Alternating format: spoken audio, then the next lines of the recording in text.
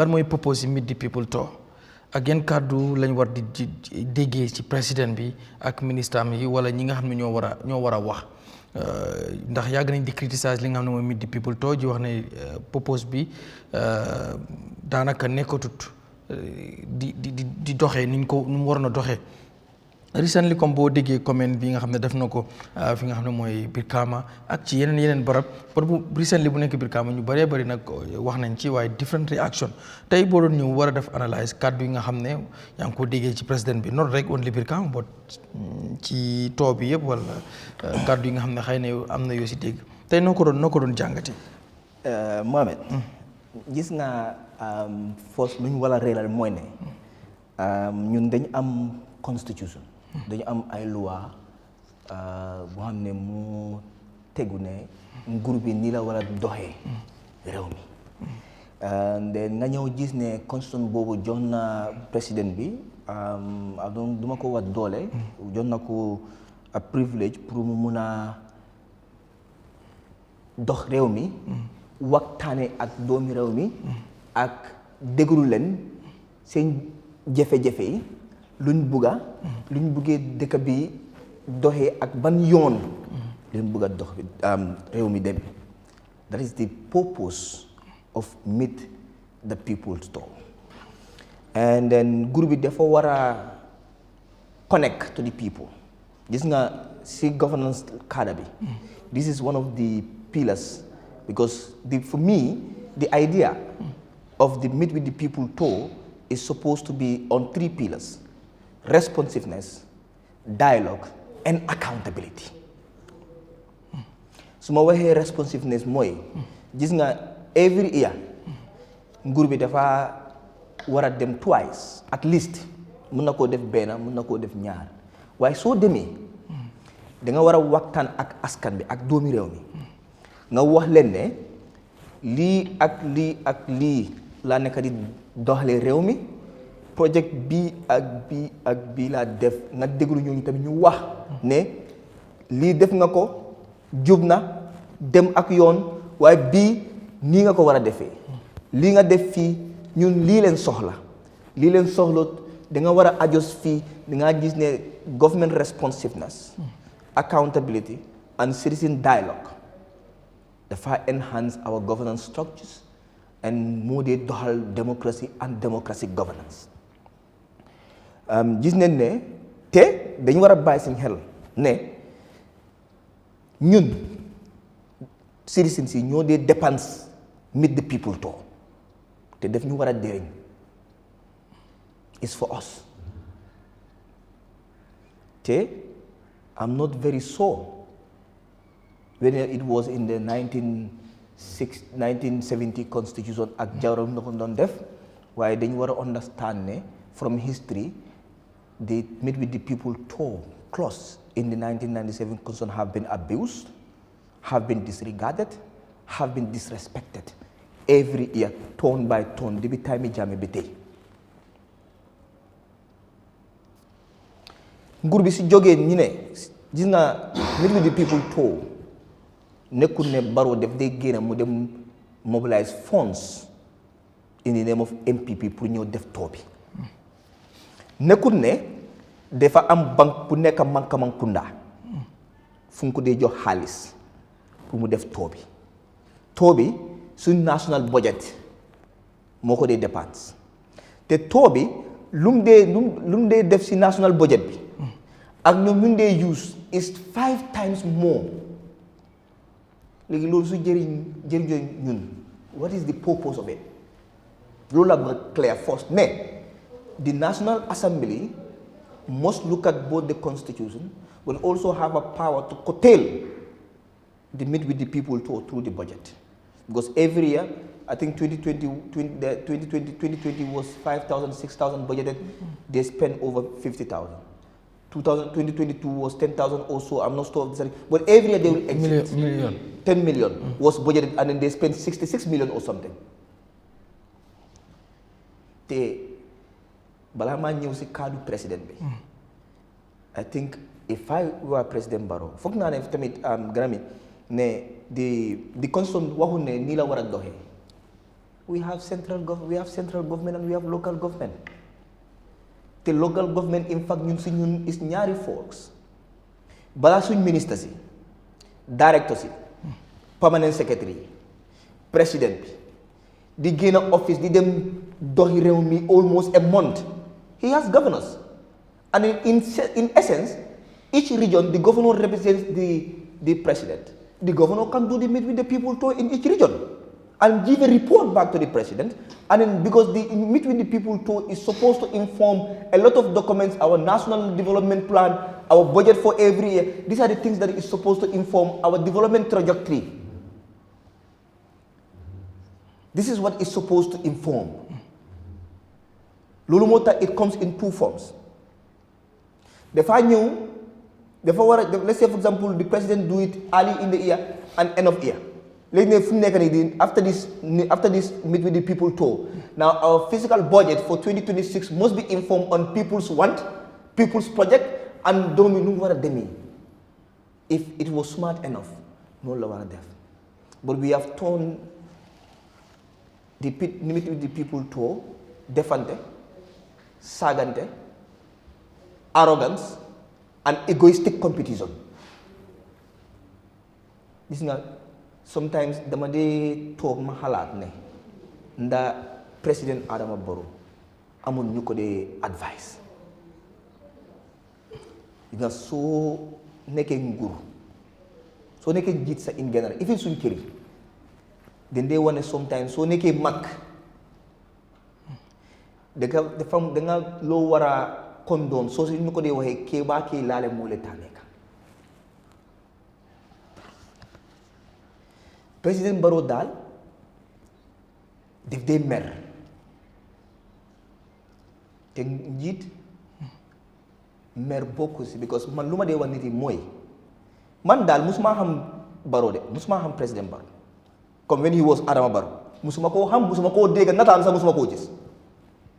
te musuma am ak moom affaire di mu nekk CEO Majum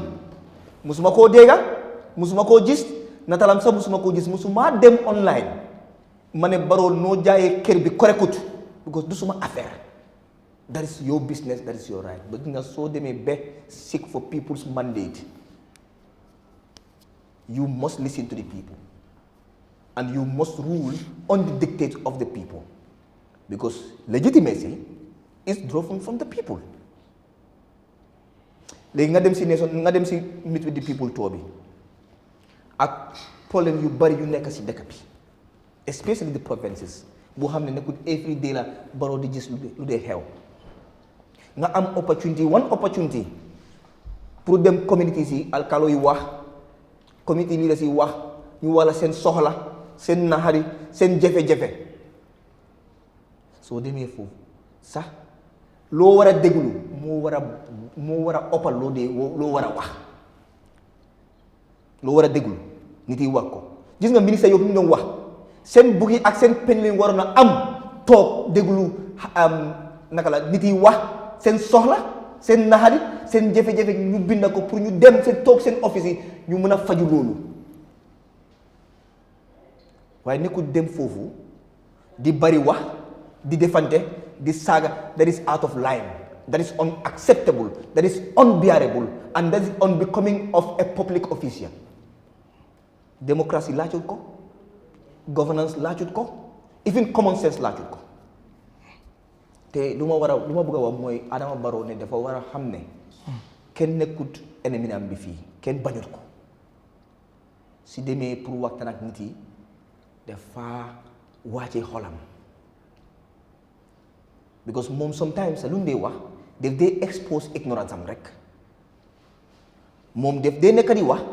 waaye daf dee wone nit yi moom xamut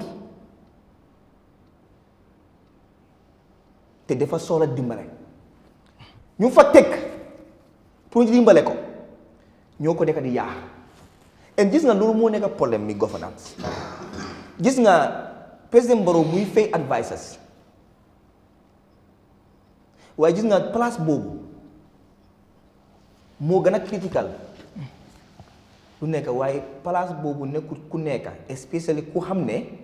moom dafa soxla place pour dundam bi kooku du mun a nekk presidential advisor gis nga suñ kër sax suñ kër soo jógee everyday ku la dee jox taapalaapa benn bés dangaa gis mu mbéj nit mu métti la ba bugg a dee waaye sa foos xalaat nga ne su ma ko waxee dëgg bi ëllëg du ma am taapalaapa de par exemple Barrow lu mu war a dégg mooy dégg bi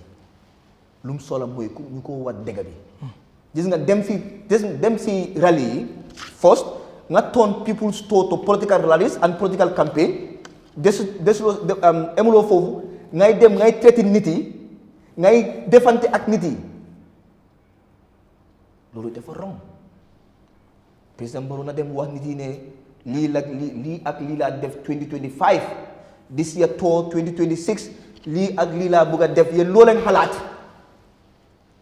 dama sampa lopitaan bi fii dama sampa soo leen demee si lopitaan boobu xanaa da ngeen dee am garab du dee am garab de Mr President da nga war a yokk sa loxo waaye si demee foofu badi bu la start mu ne Souleymane Sao dafa war nit yi ne buñ dem si rally bi kooku dafa war a noppi because kooku samput benn lopitaan si Salikeñe te defu tale xam nga di ma def loolu dama réew because loolu dafa wone ne président bi xam-xamam bi dafa des nekkut liggéey National Assembly pour sampa lopitaan wala sampa ay tale loolu nekkut seen liggéey bi bokk na si ne mun nañoo approve budget mun nañoo ensure ñu lobby approve budget pour central government di executive def loolu waaye loolu nekkut liggéey National Assembly soo demee si nit yi nga wax leen loolu ñeneen dañoo mislead ñooñu waaye ñeneen dañoo gis ne président xamut lu moo wax understand la moo nekk liggéey di three arms of government waaye tamit nag loolu lu ndaw la loolu diggante ak politiciens la because ñun suñ politiciens yëpp ak son point yëpp benn la ay defante rek waaye fu ma am problème ak président Barrow moo nekk dem si nit yi ñu ne leen supportu leen ma soo leen ma supportut man tamit du ma def lii président Barrow dafa war a xam ne central bank jógewut Mankamankounda te su sampee lopitaan xaalis bi doomi réew mi suñ taxi la dee use project bu mu dee génnee from outside du fa dee dem ñu ne salaamaaleykum man président Barrow laa tudda wala man Adama Barrow laa tudda majum wala I am the president of this country we need support for the people of the country so President Barrow is not doing anybody a favor lu mu def ko waral si sampee lopitaan loolu moo tax ñu sandil ko karta loolu moo tax ñu teg ko State House loolu moo tax ñoo ko nekk dundal ñoo ko nekk di jëndal fuel ñoo ko jox moto because dafa war a def loolu ñoo ko dee fay te moom dañ ko dee fay sax dañ ko dee tax te dañoo fay teacher dafa génne foofu tax te Adama Barrow dafa war a xam ne développement lu mu nekk di def nii nekkul sarax it's not a favor te he should caution his ministers and what they say. We cannot continue to be threatened, to be insulted by the state. For the people that are supposed to work for us, let them get back to work. The Meet with the People tour is in two folds. Is either National Assembly scrap it out because its purpose has been defeated, or caution the president on the manner in which the tour happens. Start, let's decentralize it. Why will you need 110 cars? I'm going to President Barrow's modem tour. They take vehicles from all the state institutions, plus satellite institutions, that fuel and everything. The governor, the chairperson of the area council, the alcalos, and the CFOs can meet with the people and produce a comprehensive report from each region and submit to the state, and submit to the president, and submit to the National Assembly, and they work towards that. And then the Meet with the People tour is state sponsored for state purpose, not for political jambos, political rallies, and political insult. And then the president must know this, and the president must hear this. And I think the president needs to get serious advisors because he needs help. And he needs to get honest conversation from his advisors not people that will massage his ego. They are not helping him. The amount of corruption in this country, the amount of poverty in this country, the lack of development in this country. A president go to a 14, 15 days tour just to talk about people and their personality. That is unacceptable. That is undemocratic. And that is not governance. All right. Yeah, Mr. Danfa,